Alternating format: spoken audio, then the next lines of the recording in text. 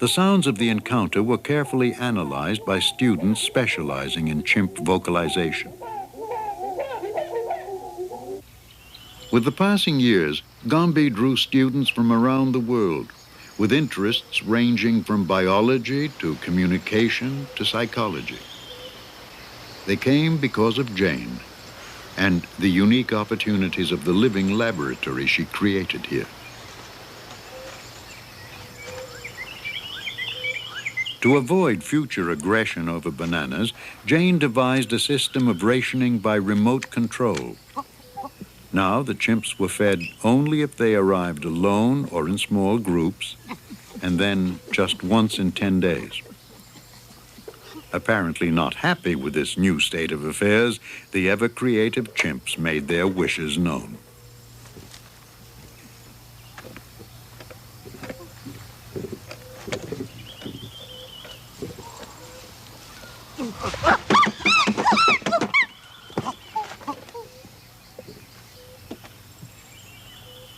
The chimps' presence in camp provided an opportunity for experiments not possible in the forest. How would they react to something new?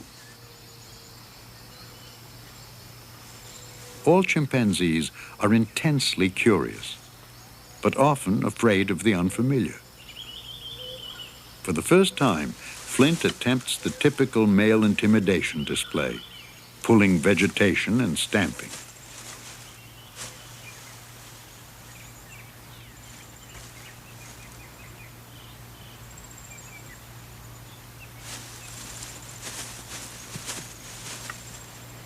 Later, Jane put out a mirror.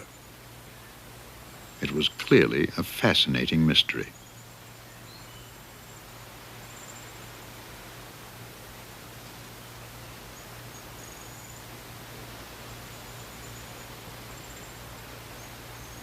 In retrospect, Jane will say that had she known her study would continue indefinitely, she would not have encouraged contact between herself and the chimps.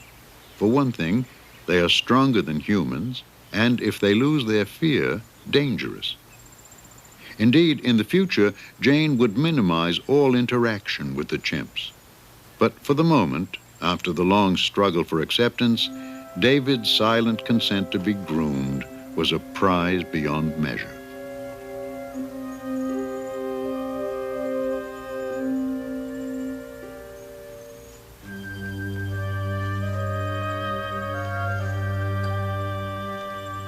In 1966, tragedy strikes.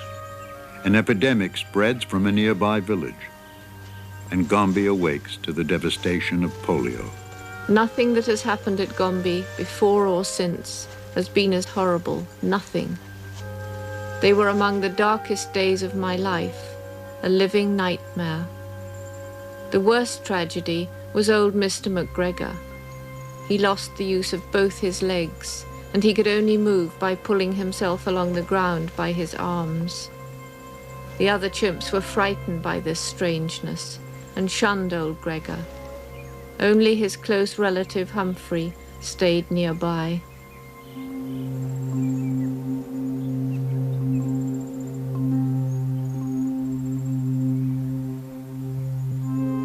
The mother, Ollie, has lost her month-old infant to the disease. Though she knows he is not alive, she carries his dead body for 3 days.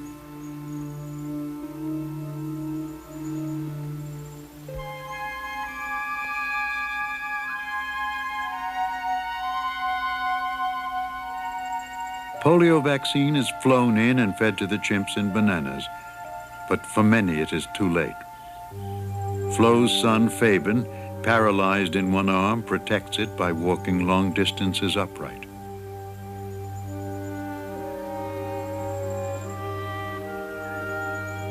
To get food, Mr. McGregor had learned to pull himself into trees with the strength of his arms alone. But he dislocates a shoulder while trying to climb and now can no longer move at all.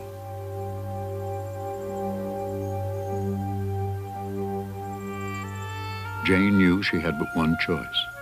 Her longtime friend must be shot.